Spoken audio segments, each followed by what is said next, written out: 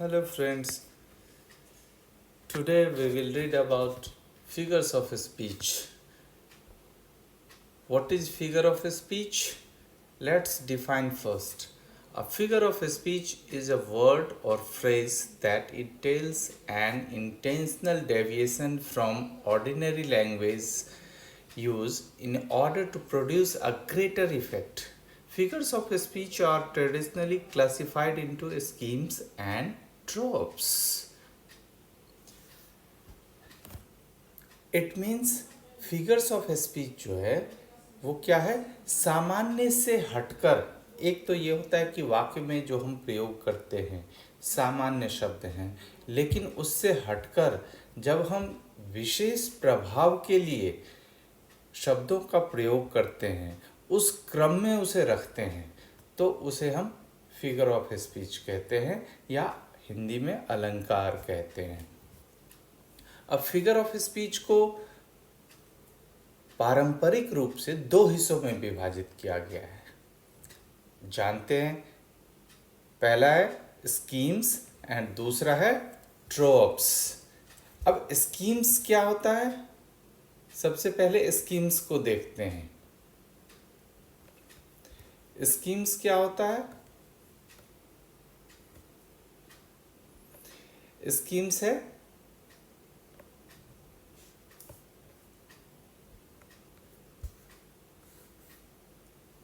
शब्दालंकार।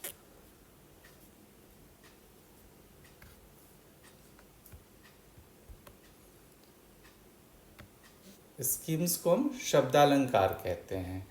और दूसरा है ट्रॉप्स। ट्रॉप्स को कहते हैं अर्थालंकार। तो अलंकार दो प्रकार के होते हैं, जिसमें शब्दों के माध्यम से, यानी शब्दों के माध्यम से कि सुंदर सुंदर शब्दों को एक क्रम में रख के जो प्रभाव उत्पन्न किया जाता है उसे शब्दालंकार कहते हैं। सामान्य सी भाषा में ये कहें कि जो शब्द क्रीड़ा के माध्यम से सुंदरता उत्पन्न की जाती है उसे हम शब्दालंकार कहते हैं। दूसरा है अर्थालंकार यानी ट्रॉप्स। ठीक है, तो पहले शब्दालंकार का उदाहरण देख लें। शब्दालंकार क्या होता है? जैसे हिंदी में एक कविता है, क्या है? सुंदर सुशील सुशिक्षित सुकन्या ने आंखों में डेरा डाल लिया, हमने भी उसे चक्षुपाश में बांधकर ख्वाबों में अपना मान लिया।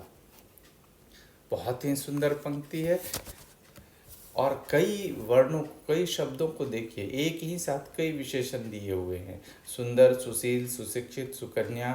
तो इसलिए यहाँ पे क्या है, स्कीम्स है। अब चलिए स्कीम्स और ट्रोप्स का उदाहरण देखते हैं आगे। सबसे पहले डिफाइन करते हैं स्कीम्स को। स्कीम्स आर वर्ड्स और phrases whose syntax, sequence or pattern occurs in a manner that varies from an ordinary uses। यानी सामान्य से हटकर जो संयोजन होता है वाक्यों का उसे हम स्कीम्स कहते हैं या शब्दालंकार कहते हैं। दूसरा है ट्रॉप्स। ट्रॉप्स आर वर्ड्स और phrases whose contextual meaning differs from the manner or sense in which they are ordinarily used। तो सामान्य से हटकर जो विशेष अर्थ देने वाले होते हैं वो अर्थालंकार कहलाते हैं।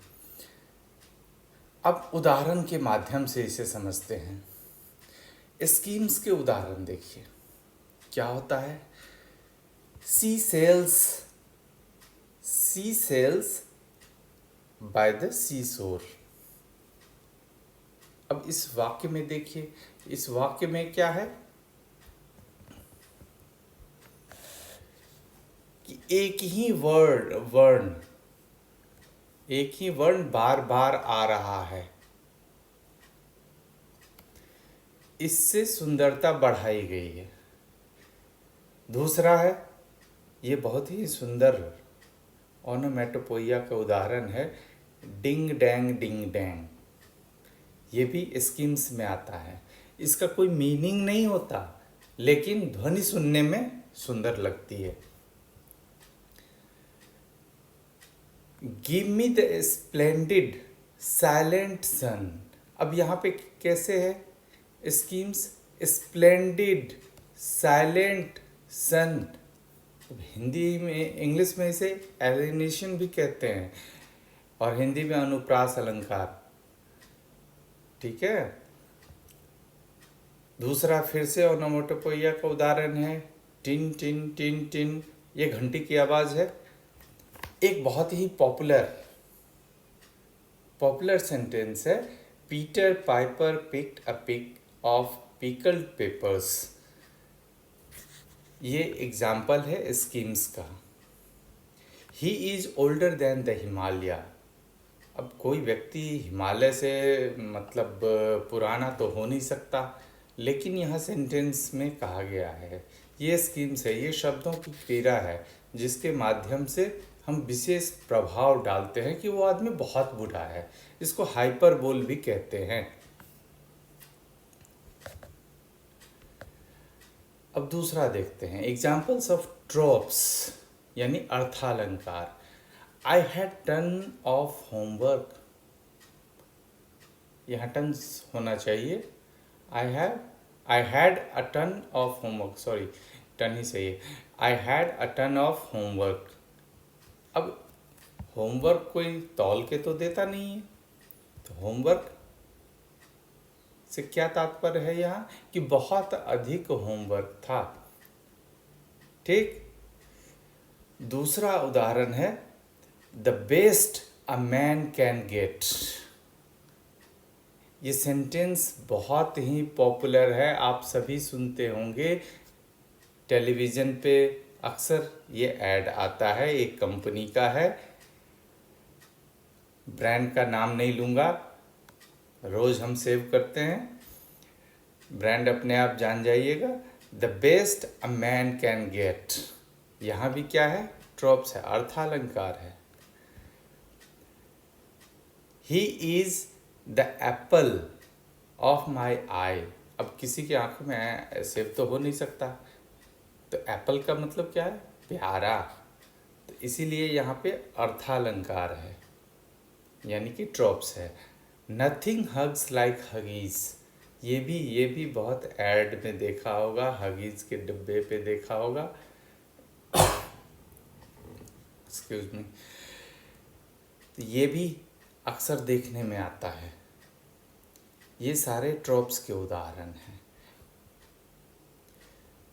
अब इसमें यदि कोई शक हो, कोई दिक्कत हो, तो आप हमें पूछ सकते हैं कमेंट बॉक्स में कमेंट करके। ठीक है। तब तक के लिए सब्सक्राइब कीजिए इस चैनल को, और मिलते हैं अगले वीडियो में।